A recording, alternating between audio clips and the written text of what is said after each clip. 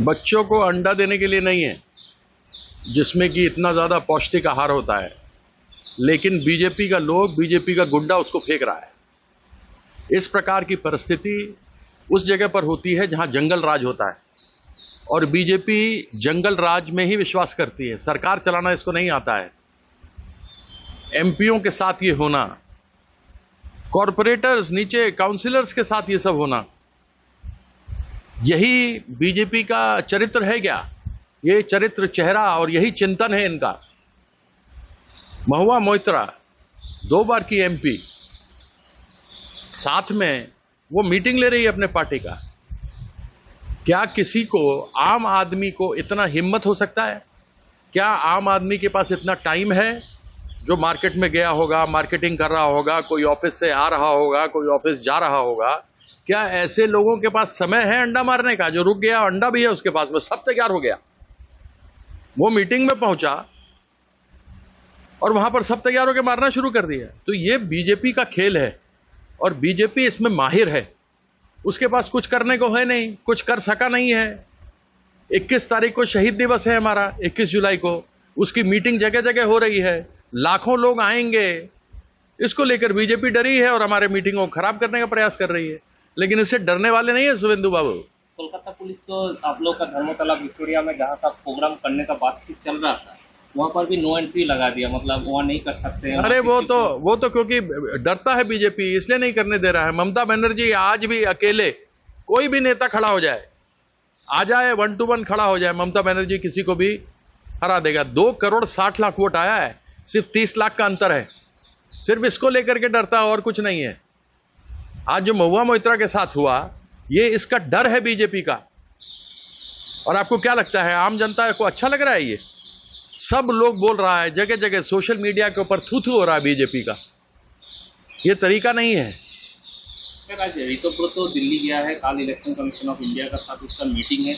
वो लोग कह रहा है क्या उसका पक्ष में जितने भी विधायक है उसको लेके वो लोग पार्टी का जो सिंबल है ये सब वो लोग डिमांड करेगा, वही लोग तृणमूल है, ऐसा उन्होंने आज एयरपोर्ट में कहा। क्या ये पता लगता है कि इन लोगों को दिमाग नहीं है, इन लोगों को संविधान के बारे में कुछ मालूम नहीं है। न तो ये 20 एमपी लोग, न ये विधायक लोग। और खेद की बात है, सम्मान के साथ कहना चाहता हूं कि यहाँ के स्पीकर भी संविधान को नहीं जानते। और बीजेपी जब संविधान को मानती ही नहीं, बदलना चाहती है, तो वो कैसे मानेगी? ये तो शेड्यूल 10 के 1 में लिखा हुआ है कि पॉलिटिकल पार्टी, सिर्फ एमपी नहीं, पॉलिटिकल पार्टी, ऊपर से लेके पदाधिकारी से लेके नीचे ग्राम सभा तक 2/3 लोग जाएंगे। उसमें 2/3 एमपी भी होना चाहिए, अगर आपका एमपी है तो, या 2/3 असेंबली का लोग होना चाहिए। पार्टी तो इनके पास है ही नहीं। वो तो सबसे पहला मानक है। और ये तो एनसीपीआई में जुड़ गया यहां पे। वो बोलता है हम टीएमसी। कहां से टीएमसी? तुमको कौन साइन करके दिया था? तुमको 25 लाख रुपए कहां से आया था? टीएमसी से आया था। वो टीएमसी का हेड कौन है? चेक से गया था ना सबके बैंक अकाउंट में। उसका टीएमसी का हेड चेयरपर्सन कौन है? ममता बंदोपाध्याय। तुम्हारा जो दिया जाता है सिंबल, उस पे किसका साइन है? पूछो ना ऋतुव्रतों से, इसका साइन किसका है? ममता बनर्जी का है या अभिषेक बनर्जी का है? पार्टी के लोग का है ना, ये लोग हैं। तो जब पार्टी ममता बनर्जी अपना 2/3 को लेके जाएगी, तभी तो माना जाएगा। और उसको जाके मर्ज करना होगा किसी में, ये नहीं कि आप अलग से खड़े हो जाते हैं। तो ये लोग जो जा रहे हैं, ये टेप निकला था ऋतुव्रता का, इसको निकाल दिया था, निकाल के बाहर कर दिया।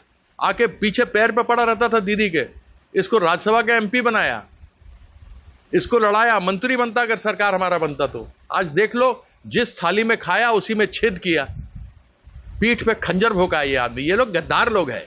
ये लोग थोड़ा ना दूसरा टीएमसी, असली टीएमसी, ये गद्दार है, गद्दार।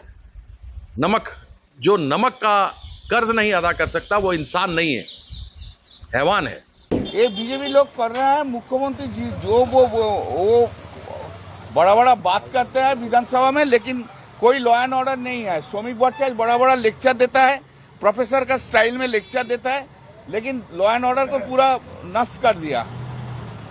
तो सर आप लोग कैसे बाहर निकलेंगे जब देखा लेटा हम लोग देखते हैं, हम लोग लड़ेंगे, हम लोग छोड़ेंगे नहीं बीजेपी को। ये बहुत एक सीरियस इशू है कि देखिए कि कैसी हालत है। अरे पुलिस कभी नहीं जाएगा, शुभेंदु अधिकारी चीफ मिनिस्टर उनको बोलेगा नहीं उनको मार खाने दो, हम तो मार खाए ना, हम जानते हैं। तो किस तरीका, अरे भाई क्या कलंदा कर रहे हैं, बात करने दीजिए ना। बोलिए ना सर। बोलिए। तो हम तो देखा ना क्या हुआ उधर, हम भी देखा ना, पुलिस तो नहीं है, मार खाएगा उसके बाद वर्कर लेके जाएगा, हम भी तो मार खाए। एमपी सुरक्षित नहीं है सर। तो हम भी तो सुरक्षित, एमपी तो सुरक्षित नहीं है, पश्चिम बंगाल में कोई सुरक्षित नहीं है। आप बीजेपी का अगेंस्ट में न्यूज करेंगे तो आप भी सुरक्षित नहीं है। बोलो, ये एक सीरियस इशू है कि आप लोग अगर कहीं मीटिंग करने भी जा रहे हैं तो उसके बाहर लोगों की भीड़ लग रही है, बीजेपी ही सही, कथित तौर पे अगर वो बीजेपी भी है तो आप लोगों को घर से निकलना अगर ये मुश्किल हो गया। देखते हैं हम लोग इसमें हम लोग लड़ेंगे, हम लोग का हमारा कर्मी लोग का बहुत साहस है, वो लोग जानते हैं कैसे बीजेपी का साथ फाइट करेंगे, वो देख लेते हैं। पश्चिम बंगाल का कल्चर हो गया ऐसे, किसी के ऊपर आज हम आपके नाम में FIR कर दिया, कल अरेस्ट हो जाएगा, कोई इंक्वायरी नहीं होगा, ये कानून तो हो गया। सर ऑपोजिशन का कोई लीडर सुरक्षित नहीं है बंगाल में अब? नहीं, कोई नहीं। सर आप लोग कैसे फिर लोगों का आवाज उठाएंगे सर, सुरक्षित नहीं है आप लोग तो?